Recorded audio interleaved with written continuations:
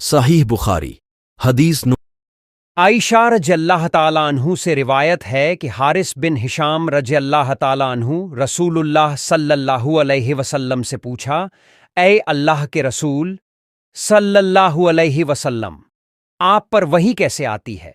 तो रसूलुल्लाह सल्लल्लाहु अलैहि वसल्लम ने इरशाद फरमाया, कभी तो वही आने की हालत घंटी की टन टन की तरह होती है और ये हालत मुझ पर बहुत भारी गुजरती है। फिर जब फरिश्ते का पैगाम मुझे याद हो जाता है तो यह बंद हो जाती है, और कभी फरिश्ता इंसानी शक्ल में मेरे पास आकर मुझसे बात करता है और जो कुछ वह कहता है मैं उसे महफूज याद कर लेता हूं। आयशा रज़ियल्लाह ताला अन्हु का बयान है कि मैंने सख्त सर्दी के दिनों में रसूलुल्लाह सल्लल्लाहु अलैहि वसल्लम को देखा कि जब वहीं आती तो उसके बंद होने पर आपकी पेशानी से पसीना फूट पड़ता था। सहीह बुखारी हदीस आयशा रज़ियल्लाह ताला अन्हु से ही रिवायत है कि उन्होंने फरमाया कि रसूलुल्लाह सल्लल्लाहु अलैहि वसल्लम पर वही की शुरुआत सच्चे ख्वाबों की शक्ल में हुई। आप जो कुछ ख्वाब में देखते वह सुबह की रोशनी की तरह नमूदार होता। फिर आपको तन्हाई पसंद हो गई, चुनांचे आप गारे हिरा में तन्हाई इख्तियार फरमाते और कई कई रात घर तशरीफ लाए बगैर इबादत में लगे रहते।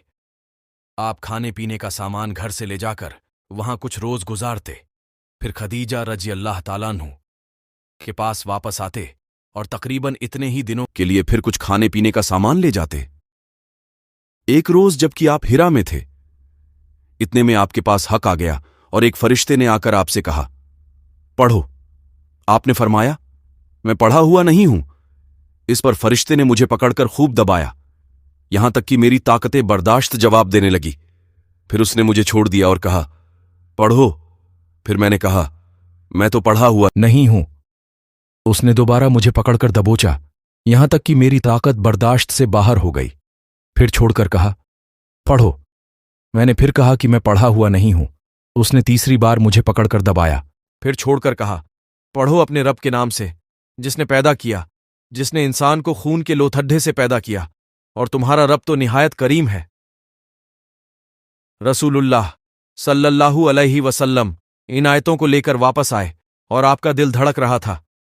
चुनांचे आप अपनी बीवी खदीजा बिनते खुवैलिद रज़ियल्लाह ताला अन्हु के पास तशरीफ लाए और फरमाया, मुझे चादर उड़ा दो, मुझे चादर उड़ा दो। उन्होंने आपको चादर उड़ा दी, यहां तक कि डर की हालत खत्म हो गई। फिर आपने खदीजा रज़ियल्लाह ताला अन्हु को किस्से की खबर देते हुए फरमाया, मुझे अपनी जान का डर है।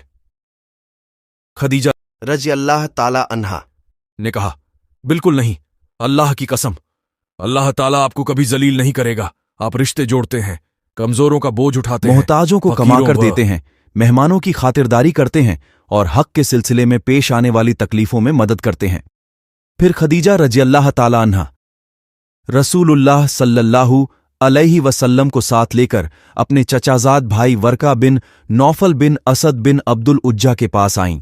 वर्का जिहालत के जमाने में ईसाई हो गए थे और इब्रानी जुबान भी लिखना जानते थे। चुनांचे इब्रानी जुबान में जितना अल्लाह को मंजूर होता इंजील लिखते थे। वर्का बहुत बूढ़े और अंधे हो चुके थे। उनसे खदीजा रज़ियल्लाह ताला अन्हा ने कहा, भाईजान, आप अपने भतीजे की बात सुने। वर्का ने पूछा, भतीजे क्या देखते हो? रसूलुल्लाह सल्लल्लाहु अलैहि वसल्लम ने जो कुछ देखा था वह बयान कर दिया। इस पर वर्का ने आपसे कहा, यह तो वही नामूस, वही लाने वाला फरिश्ता है जिसे अल्लाह ने मूसा अलैहिस्सलाम पर नाजिल फरमाया था। काश मैं आपके नबी होने के जमाने में ताकतवर होता, काश मैं उस वक्त तक जिंदा रहूं जब आपकी कौम आपको निकाल देगी। रसूलुल्लाह सल्लल्लाहु अलैहि वसल्लम ने फरमाया, अच्छा तो क्या वह लोग मुझे निकाल देंगे?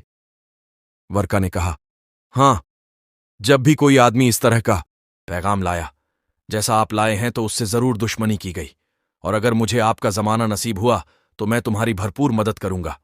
उसके बाद वर्का जल्दी ही मर गए और वहीं रुक गई।